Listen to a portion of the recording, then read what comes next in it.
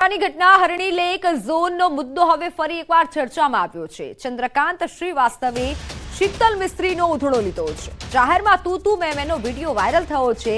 શીતલ મિસ્ત્રીને નિર્દોષોના હત્યારા ગણાવ્યા। બંને વચ્ચેની બોલાચાલીનો વિડીયો વાયરલ થયો છે।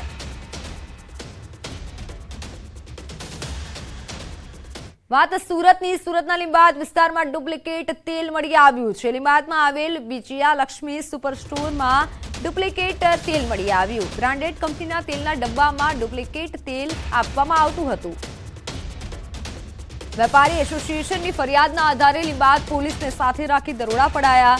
60 ડુપ્લિકેટ તેલના ડબ્બા અને અલગ અલગ બ્રાન્ડના 250 સ્ટીકર મળી આવ્યા। ડુપ્લિકેટ તેલના ડબ્બા પર લગાવવામાં આવતા ઢાંકણા એટલે કે 250 કેપ્સ્યુલ મળી આવ્યા।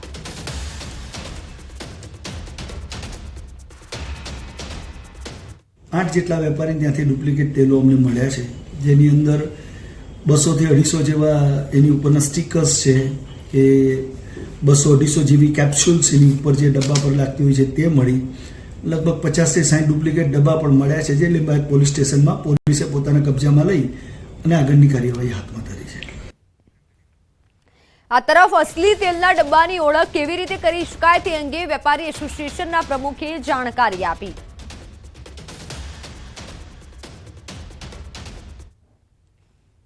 कोईपण स्टैंडर्ड ब्रांडनी जे गुजरातमां वेचाय छे एनी वात करूं छुं एनी अंदर आ रीते एम्बोस प्रिंट आवे जे ब्रांड होय ए ब्रांडनुं एम्बोस प्रिंट आनी अंदर होवुं जोईए।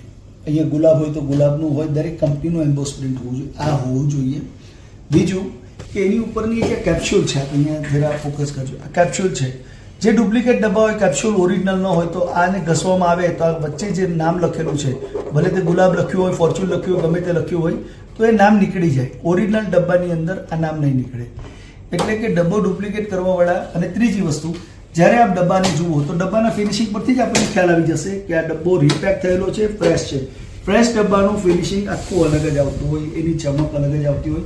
आ डब्बाने एकवार वापर्या पछी आपणे वेची अने एने रिफिल करवामां आवे तो एनी शाइनिंग पण ओછી થઈ જતી હોય છે એનું લાइट पण ઘણી ઓછી થઈ ગઈ હોય છે અને એની ઉપર ડર્ટ્સ ને એનાથી આપણે ખ્યાલ આવી જ જાય છે કે જેથી કરીને આ ડબ્બો ડુપ્લિકેટ છે। એટલે ખાસ મારા ગ્રાહક મિત્રોને કહેવું કે જ્યારે પણ કોઈ પણ ડબ્બો ખરીદો કોઈ પણ સ્ટાન્ડર્ડ બ્રાન્ડ હોય એમના ત્યાં ટીન્સનું મેન્યુફેક્ચરિંગ ઇન હાઉસ હોય। વડોદરામાં દિવાળીપુરા કોટ નજીક યુવકની હત્યા મામલે ખુલાસા થયા છે। યુવકના મિત્રએ જ યુવકની હત્યા કરી હતી। મૃતકે ગર્લફ્રેન્ડ કેમ નથી તેવી મજાક કરી હતી અને જે વાતની દાજ રાખી સગીર મિત્રએ હત્યાના ઈરાદે મૃતક દિશાંતને ફોન કરી બોલાવ્યો હતો। હત્યા થઈ ત્યારે 4 મિત્ર હાજર હતા। મૃતક દિશાંતની પાછળ ચાકુ લઈ અને દોડેલા સગીરને લોકોએ નજરે નિહાળ્યો હતો। પોલીસે હત્યારા સગીર યુવક અને તેના સાગરીતને ઝડપી પાડ્યો છે। હત્યારાએ તાજેતરમાં ધોરણ 12ની પરીક્ષા આપી હતી।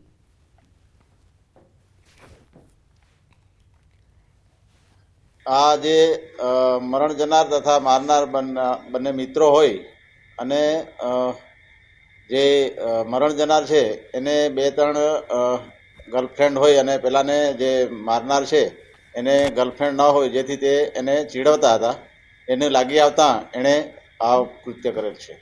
સમાચારો પર તો મણિપુરમાં પ્રથમ તબક્કાના મતદાન દરમિયાન હિંસાની ઘટના સામે આવી। ઇમ્ફાલ વેસ્ટ હેઠળના ઈરોશી શિબ્બામાં મતદાન મથકમાં તોડફોડ કરાઈ। વોટિંગ મશીન ઈવીએમ વીવીપેટ અને અન્ય સાથે મતદાન મથકમાં તોડફોડ કરવામાં આવી જેના કારણે વિસ્તારમાં તણાવ જોવા મળી રહ્યો છે। રાજ્યની 2 બેઠકો આંતરિક મણિપુર અને બાહ્ય મણિપુર પર આજે મતદાન થઈ રહ્યું છે। આઉટર સીટના હિંસા પ્રભાવિત વિસ્તારોમાં કેટલાક બૂથ પર 26 એપ્રિલે મતદાન થશે। સંકલન સમિતિએ આપેલું અલ્ટિમેટમ આજે પૂર્ણ થશે। રૂપાલાની ટિકિટ રદની માંગ સાથે અલ્ટિમેટમ હતું। રૂપાલા ફોર્મ પરત ખેંચે કે કેમ તેને પર રાજપૂત સમાજ સંકલન સમિતિની નજર છે। અલ્ટિમેટમ પૂર્ણ થતા રાજપૂત સંકલન સમિતિની બેઠક મળશે। અમદાવાદના ગોતામાં આ બેઠક મળશે। આગામી રણનીતિ નક્કી કરાશે। ગોતામાં બપોરે 4 વાગે સમિતિના 92 સભ્યો હાજર રહેશે। બેઠક બાદ સાંજે 7 વાગે સમિતિના સભ્યો પત્રકાર પરિષદ કરશે।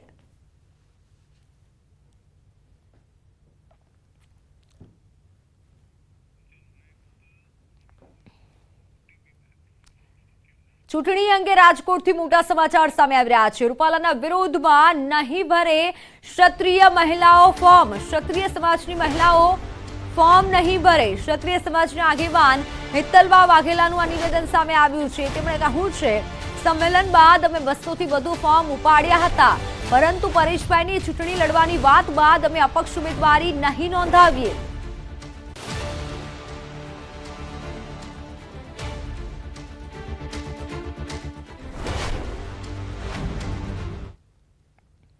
અમે 200+ ફોર્મ ઉપાડેલા હતા અને મહાસંમેલન અમારું જ્યારે કરવામાં આવેલું હતું 14 તારીખે, ત્યાં સુધી 50%નું ડોક્યુમેન્ટેશન ફંડ બધું ક્લિયર કરી નાખેલું હતું ને અમે તૈયારીમાં પણ હતા કે ભાઈ અમે ફોર્મ ભરી દઈએ જો નામાંકન રદ ન થાય તો. પણ પરેશભાઈ જ્યારે અમારી સાથે આવી ગયા છે, પીઠબળ બની ગયા છે, તો અમે લોકો અપક્ષ તરીકે પણ લડવા નથી માંગતા, કારણ કે ક્યાંક ને ક્યાંક એ વસ્તુ છે કે ભાઈ અમારી અંદર એ લોકો વિગ્રહ કરવા માંગે છે, તો અમે એવું નથી કરવા માંગતા. અમારો ક્ષત્રિય સમાજનો કિંમતી મત જેનું મૂલ્ય ભાજપ સરકાર નથી સમજી રહી, તો જે સરકાર સમજી રહી છે અમે એમને આપવા માંગીએ છીએ. લોકસભા બેઠક પર પૂનમબેન માડમે ઉમેદવારી નોંધાવી છે. પૂનમબેન માડમ ભાજપના નેતાઓ અને આગેવાનો અને સમર્થકો સાથે ફોર્મ ભરવા માટે કલેક્ટર ઓફિસ પહોંચ્યા અને આ સમયે તેમણે વિક્ટરીની સાઇન બતાવી જીતનો વિશ્વાસ વ્યક્ત કર્યો. ઉમેદવારી નોંધાવતા પૂર્વે ગઈકાલે પૂનમબેન માડમે જામનગર માં એક ભવ્ય રોડ શો કર્યો હતો અને જાહેર સભા યોજી હતી, જેમાં કેન્દ્રીય મંત્રી અનુરાગ ઠાકુર પણ જોડાયા હતા. તો ફોર્મ ભર્યા બાદ પૂનમબેને મોટી લીડથી જીતનો વિશ્વાસ વ્યક્ત કર્યો. સાથે મતદારોને પોતાના અને દેશના વિકાસ માટે મતદાન કરવા માટે અપીલ કરી.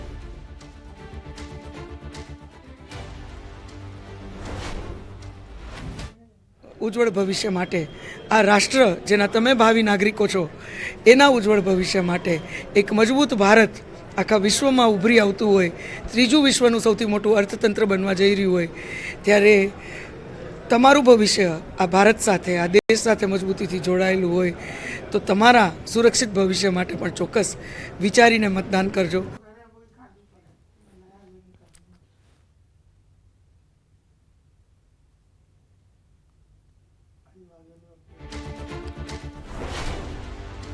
તો પૂનમબેન માડમે ઉમેદવારી નોંધાવી, સાથે વિક્ટરીનું સાઇન પણ બતાવ્યું. જામનગર બેઠક પર પૂનમબેન માડમે ઉમેદવારી નોંધાવી છે. પૂનમબેન માડમે જ્યારે ઉમેદવારી નોંધાવી ત્યારે અનેક મહાનુભાવો પણ તેમની સાથે અને સમર્થકો પણ જોડાયા હતા. વાત રાજકોટની. રાજકોટથી કોંગ્રેસ ઉમેદવાર પરેશ ધાનાણીએ ઉમેદવારી નોંધાવી છે. કોંગ્રેસ આગેવાનો સાથે ધાનાણી કલેક્ટર કચેરી પહોંચ્યા હતા અને વિજય મુહૂર્તમાં ઉમેદવારી નોંધાવી છે. ફોર્મ ભરતા સમયે ધાનાણી સાથે શહેર કોંગ્રેસ પ્રમુખ અતુલ રાજાણી, પૂર્વ વિપક્ષી નેતા વશરામ સાગઠિયા, કોંગ્રેસ અને ક્ષત્રિય આગેવાન ગાયત્રીબા વાઘેલા હાજર રહ્યા હતા. ઉમેદવારી નોંધાવતા પહેલા ધાનાણીએ જંગી જાહેર સભા સંબોધી, જેમાં શક્તિસિંહ ગોહિલ, સિદ્ધાર્થ પટેલ સહિત નેતાઓ હાજર રહ્યા હતા.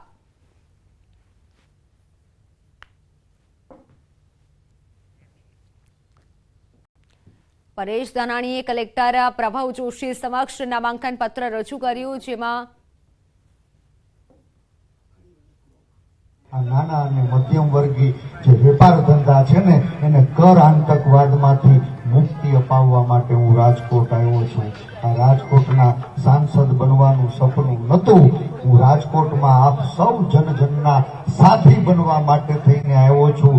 વિભાગની મોટી આગાહી. આગામી 4 દિવસ તાપમાન યથાવત રહેશે તેવી હવામાન વિભાગે આગાહી કરી છે. 4 દિવસ બાદ ગરમીમાં જોરદાર વધારો થશે. 4 દિવસ બાદ 2 થી 3 ડિગ્રી તાપમાન વધી શકે છે.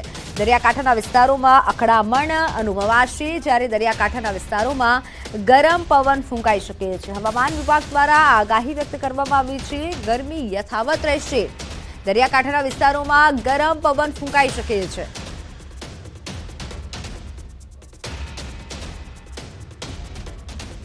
ચાર દિવસ બાદ 2 થી 3 ડિગ્રી તાપમાનમાં વધારો થશે. દરિયાકાંઠાના વિસ્તારોમાં ગરમ પવનો ફૂંકાઈ શકે છે. હવામાન વિભાગ તરફથી આગાહી કરવામાં આવી છે. ફોનલાઈન પર સંવાદદાતા વિપુ જોડાઈ ચૂક્યા છે. વિપુ, 4 દિવસ તાપમાન યથાવત રહેવાનું છે, કેવી આગાહી હવામાન વિભાગની? મિતુલ, અત્યારે ગુજરાતમાં જે દક્ષિણ પશ્ચિમના પવનો ફૂંકાઈ રહ્યા છે, એટલે કે ગરમ અને ભેજવાળા પવનો ફૂંકાઈ રહ્યા છે. તેના કારણે વાદળછાયું વાતાવરણ અમુક વિસ્તારમાં જોવા મળી રહ્યું છે. હવામાન વિભાગનું અનુમાન છે કે આગામી 4 દિવસ છે તે તાપમાન યથાવત રહેશે, એટલે 41-42 ડિગ્રી જે નોંધાયેલું છે તે તાપમાન યથાવત રહેશે. પરંતુ 4 દિવસ બાદ પણ આ તાપમાનમાં હજુ પણ વધારો થશે, એટલે કે ગરમીનું જોર છે તે હજુ વધશે અને અકળામણનો અનુભવ છે તે થશે. દક્ષિણ ગુજરાત, સૌરાષ્ટ્ર સૌરાષ્ટ્રના જે દરિયાકાંઠાના વિસ્તારો છે કે તેમાં પણ અકળામણ અનુભવાશે, કારણ કે ત્યાં પણ ગરમ અને ભેજવાળા પવનો આવી રહ્યા છે. એટલે હજુ પણ ગરમીનું જોર છે વધશે અને કાળઝાળ ગરમીનો અહેસાસ લોકોએ કરવો પડશે. બિલકુલ વિભુ, આભાર માહિતી બદલ.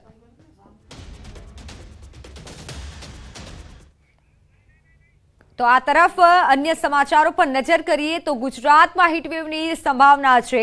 તંત્ર એક્શનમાં આવ્યું છે. આકરી ગરમી સામે શાળાઓ માટે આદેશ અપાયા છે. શાળાઓનો સમય સવારે 6 થી 11 રાખવા માટે સૂચના અપાઈ છે. ઉનાળામાં ઓપન એર વર્ગ ન રાખવા માટે સૂચના અપાઈ છે. બાળકોને હીટવેવ અને તેની અસર અંગે માહિતગાર કરવા માટે શ્રમિકો માટે પણ સૂચનો આપવામાં આવ્યા છે. બાંધકામ સાઇટ પર બપોરે 12 થી સાંજે 4 કામ બંધ રાખવું શ્રમિકો માટે સૂચના અપાઈ છે. સાથે જ શાળાના વિદ્યાર્થીઓ માટે પણ સૂચના અપાઈ છે, કારણ કે હીટવેવની સંભાવના છે. તંત્ર એક્શનમાં આવ્યું છે અને તંત્ર દ્વારા આ આદેશ આપવામાં આવ્યા છે. ગરમી સામે શાળાઓ માટે આદેશ અપાયા છે.